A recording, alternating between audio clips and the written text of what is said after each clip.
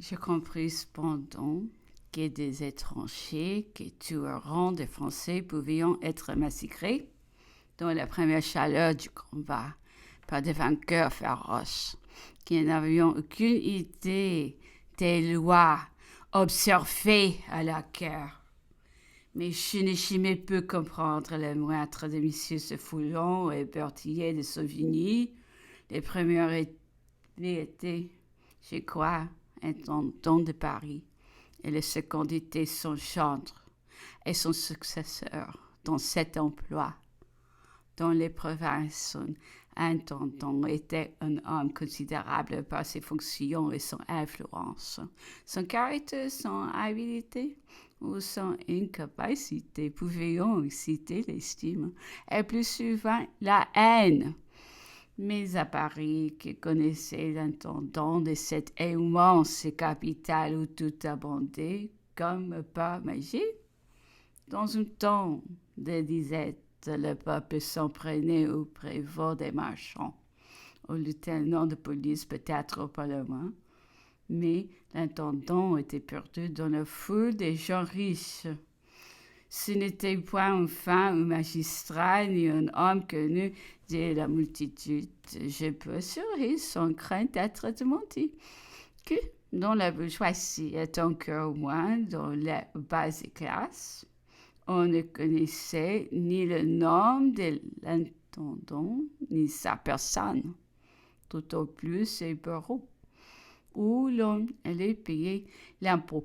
Voilà cependant que tout à coup, les bruits circulent, que l'intendant a dit à répéter à haute voix que du foin était suffisant pour nourrir la canaille de Paris.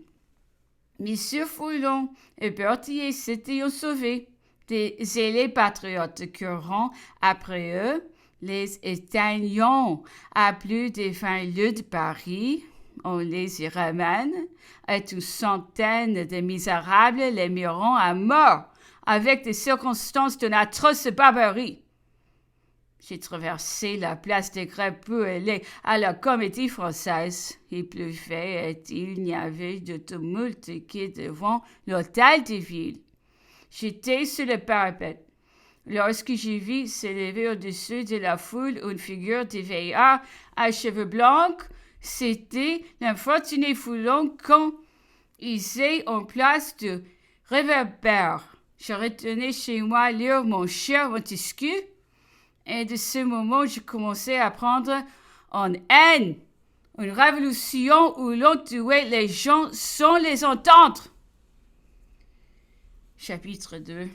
Ce qui n'était les 14 que soulèvement devint le lendemain une véritable révolution dont les conséquences se feront incalculables. La prise de la Bastille avait exalté toutes les têtes. 3000 soldats disciplinés, les gardes françaises, formaient l'avant-garde d'une armée qui s'élevait à plus de 100 000 hommes, parmi lesquels 30 000 au moins étaient armés de fusils. Attaquer cette armée, ou l'un des autres, était chose impossible. Le gouvernement pris au dépourvu fut donc obligé de consentir à son organisation et de confirmer les choix de M. de Lafayette pour son commandant général. Le prévôt des marchands et les cœurs des villes avaient fui. On les remplaça par un conseil de la commune et par une mairie magistrature depuis en usage dans plusieurs villes de France. M. Bailly fut élu. C'était un célèbre astronome et un habile écrivain. Les États généraux l'avaient choisi pour le président. Toute cette organisation fut terminée en 3 jours et le roi vint à Paris le 17 légitimer tous les excès par sa présence et ses paroles.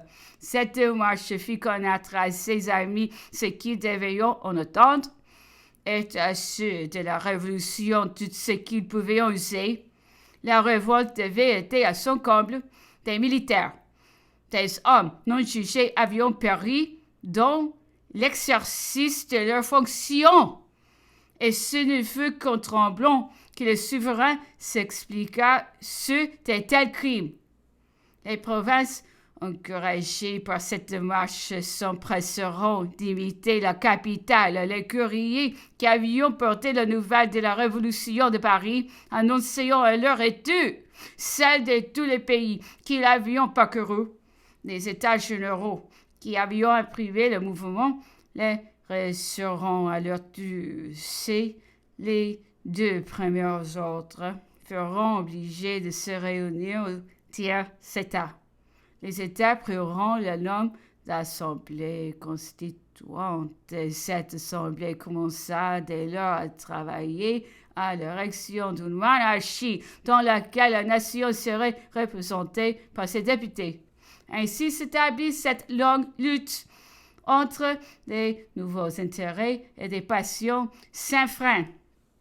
Toutes ces idées qui circulent depuis 30 ans dans les nations étant étrangères au roi, élevées dans les maximes et les habitudes de la monarchie absolue, ils ne peuvent voir sans effroi la marche de l'Assemblée.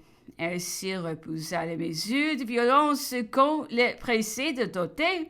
Il faut l'attribuer plus à la faiblesse de son caractère qu'au désir d'épargner du sang, et à l'espérance que des chances plus favorables remettraient entre ses mains une autorité que des factieux venaient de lui arracher.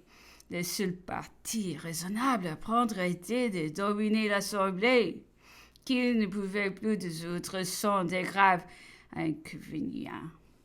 En allant plus loin qu'elle, étant donnant lui-même une constitution qui aurait conservé une partie des privilèges de la noblesse et consacré les droits du peuple. M. Necker le lui proposa, il le rejeta, et tout fut perdu.